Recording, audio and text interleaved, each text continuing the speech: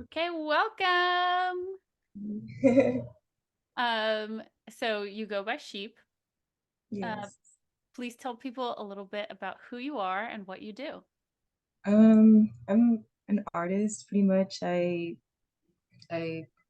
paint and I write some music. Play Yeah. guitar. Yeah. Oh my gosh, don't be shy. Yeah, you make really cool art. You make logos, you make illustrations and like icons. For like metal DJs I've seen you do a logo for Heather Leather. You did some illustrations for Kelsey Carter and the Heroines, which are like three very cool women in the scene. And something for Foxy Venus as well, right? I don't think so. Probably not. Oh, I have heard of them. She has a really good voice. yeah. And you've done like some jackets and painted a 74 Harley.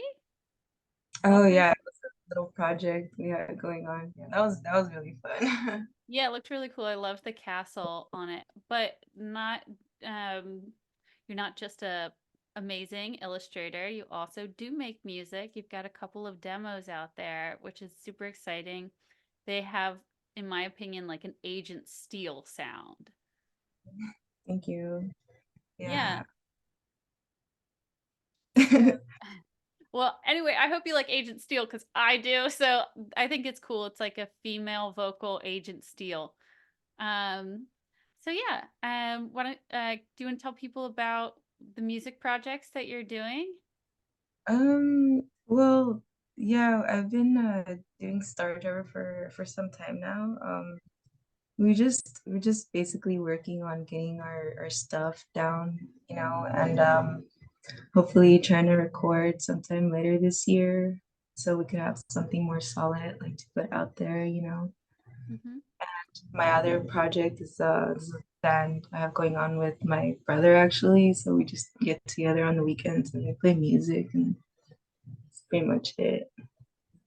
Is that one called Twisted Wisdom? Yeah. Cool.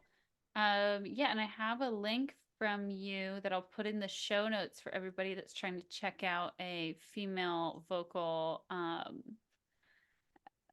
sort of Agent Steel sound. And this link is for,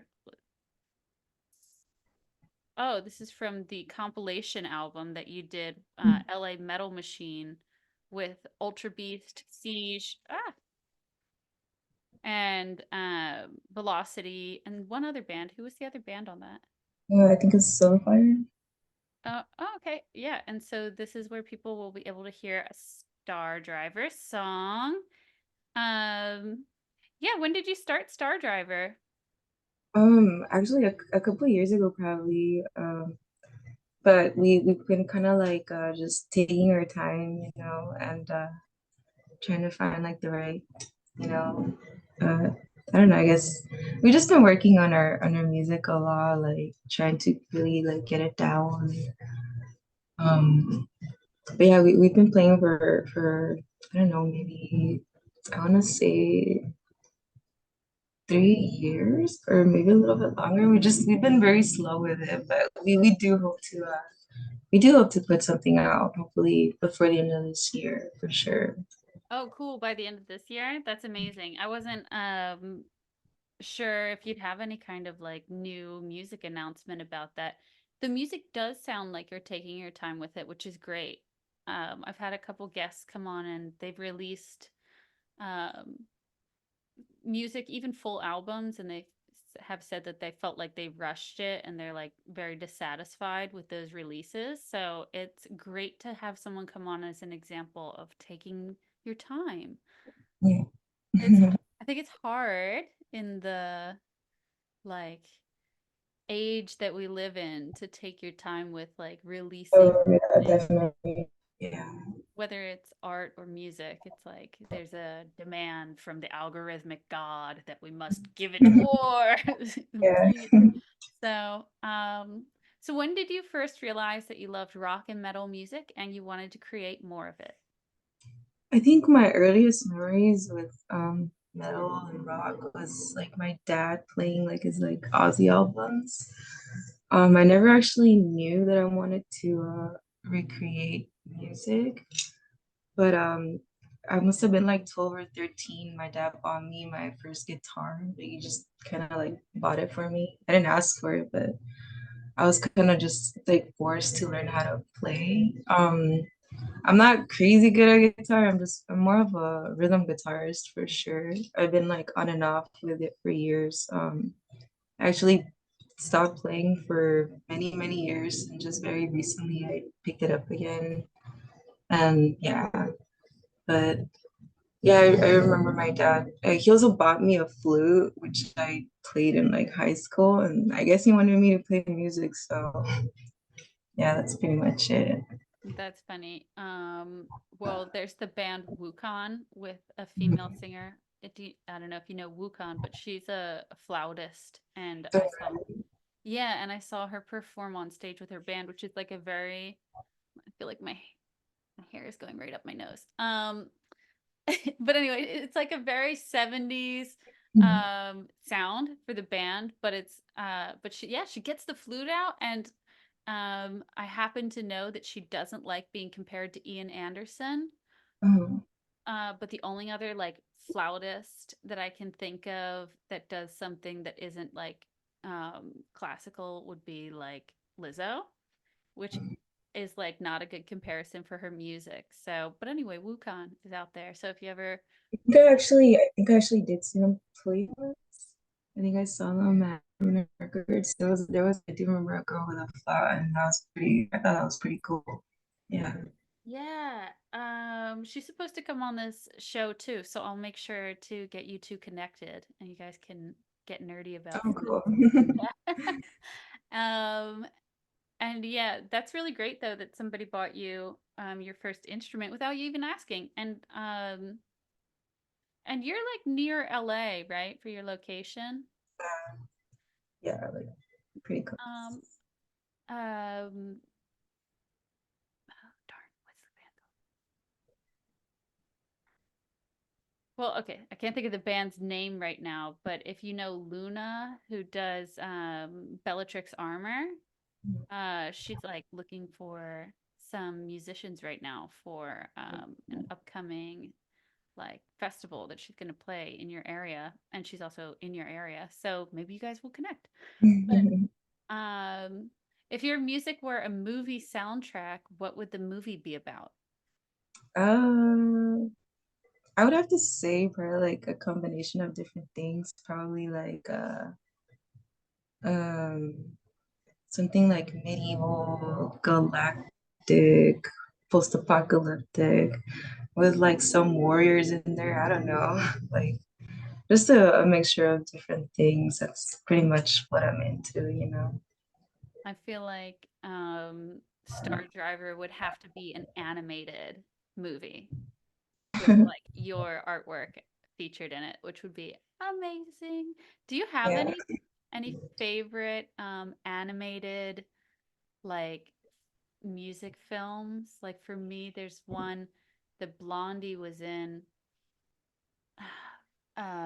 like Rock and Rule. I'll send you a link if you've never seen it before. The music, I haven't heard of it. That'd be kind of cool to watch. Yeah. yeah, yeah, yeah, Rock and Rule. And then there's this other one, um, something Mouse and the Devil, which I'll also send to you, where the music is like stupid good. It's like, and it's just like this awesome animated, like either late 70s or early 80s movie, but I feel like Star Driver would definitely be an animated movie. Yeah, that'd be cool. Yeah. You know, AI is going to be able to like put it together for us really soon. You'll just be able to like upload your artwork and it'll give you the whole movie and it'll like sync it with the music. It's like probably like 5 years away at most. Yeah. Maybe less, which will be fun. At least it'll do that for us. We will be entertained in the post-apocalyptic AI Oh, future. for sure, for sure. Um, okay, if you could collect any three vinyl records of all time, what would you like to have? Um, I'm actually not a huge vinyl collector. I would say most of my money goes into like art stuff. But I think if I did um get around to collecting albums, I think too some of my favorite albums are Metal Church, the first two albums. I believe it's The Dark and The Black. And definitely Randy and probably Riot Heat, Innocent Victim. I really love that album, so it'd be kind of cool to like have. Oh, nice. I will tell you a secret, which won't be secret anymore since this is going on YouTube. I would say 99% of my vinyl collection is a female-fronted group, but for the like four albums I have that are not female-fronted, one of those albums is Uriah Heep. So I'm with you. Make an That's exception. yeah. Nice. Well, those sound like a great three. If you could play a world tour with any three bands alive, who would you choose? And what city would Um, you play? I don't know. I would one of those bands would for sure have to be like Razor. I love Razor, and I think the style might be somewhat similar. Maybe I don't know, not really, but as for the rest, I don't know. Maybe I like to play with Thor. Possibly I love Thor, and I don't know. Maybe any other, uh, even just local bands, that, like that get down and stuff. That'd be cool. Yeah, I could see you playing with Thor. Okay, here's a great Thor story. So you probably know what Muskol Rock is. It's like a countryside festival in Sweden. And it's like pretty, I think the bands are usually pretty underground. They have a couple of big headliners, but what I like about it is that it's got like more underground metal and new acts. Okay, so Thor obviously played it many times, and was a part of it from the beginning. And one year he gave himself like a Mr. Muskelsrock award. He like announced it. I thought that was so funny. But the Swedish people thought it was like extreme and very like conceited because they're Swedes, so they're very reserved. But I was like, Mhm. no way, I want to give myself like a Miss Muskelsrock, like, Oh best yeah. thing. I'd Yeah. like walk around with a glass of champagne. I think it would be great. And then like the boys could compete for like a best beer belly. Oh yeah. For sure. Yeah. Thor can keep his award though. He can still be Mr. Muskelsrock. Mm. Okay, so looking back on all these creative things that you do, what was a big decision that you made that turned out to be a great choice? Probably just get back into it because with art, there was a time where I just kind of like I put it aside to just work and stuff. But for sure, picking it up again and just working on both music and art probably the best thing I've done. So yeah. Oh, yay. I'm super excited to hear what new music you'll release with Star Driver. I think all of your patience is really paying off. And so, yeah. And also interesting production on what you have released. You Mhm. really captured the old early 80s sound. What were you recording with? For which does it the YouTube links or? I actually would say it's the little clips that people can hear on Instagram. Oh, okay. Those are actually phone recordings, like from our rehearsals. I thought that they were, but they actually have the effect that people often try to mix their music to sound like. And that makes sense to me because I think a lot of the underground 80s bands wouldn't have had access to like fabulous studios and amazing mixing engineers and like all of this is expensive all these expensive aspects of recording. I think they would have had to do it with what they had. So actually you've achieved a very authentic version of that. Thank It's you. Yeah, actually, that's the actual style I'm trying to like been trying to like go for, you know. So I am a bit like nervous when it comes down to the actual when we do actually record because I do want that old school sound and nowadays production it is a bit different, you know. it is, yeah. We'll see. Hopefully it turns out good. Yeah, totally. And like going back and forth with somebody who's mixing a song is um from my experience like frustrating because No, it's sure. like it's like I will say like I want like a 60s rock sound, but the person mixing it is like still trying to push it in a different direction. Yeah, they're trying to do their own little style that they normally do. Yeah, like they I think that totally get that. yeah. It's like I'm not trying to get it mixed like an 80s band. I want it to sound like confusingly 60s, um like early Enforcer releases when you would hear them before we all knew who they were and what they were about. It was like, what's this older band I've never heard of? Like it was like effective mixing because it was confusing in that like you didn't know when it was from. So your band is achieving that like the scrappy way, and scrappy is sometimes the best way. Like honestly, like the way that I'm putting this show together, I was like, I don't have any time to like wait around for someone to build me a studio. Like I just want to talk Yeah. to people. Um and yeah, so anyway, scrappy is sometimes best. And I actually know that one of the Enforcer music videos was like a camera on a skateboard being rolled around for one of their first videos. And so it's like sometimes scrappy is the best. And especially in this genre that we love. I feel like I'm doing all the talking here. But Oh, that's fine. You can just keep talking there. I'll listen to you. oh. Oh well, okay, I'm gonna anyway, what's a performance memory that you will never forget? Well, actually, I actually have not played that many shows, but I probably like the first show I ever did play with Star Driver. It was like at a house, and there was a huge yard, and a lot of people showed up. They didn't know that. I mean, yeah, I don't think we were really like on the flyer like that. We only played like two songs.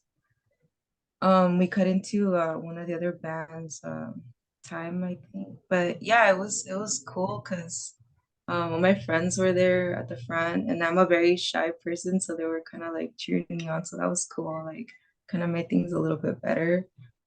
And there was like a lot of like when we started playing, there was like all these like girls that just kind of popped out of the darkness, and they were just like watching. And I was like, oh shit, I think that's kind of cool, you know. So Yeah. yeah, I think that was a pretty awesome show. And I was Aw, like, yeah. it sounds awesome. Aw, go sheep go. This is really good. That's a really great story to share. Just like the first time that like you kind of draw the crowd to you and everything. I love it.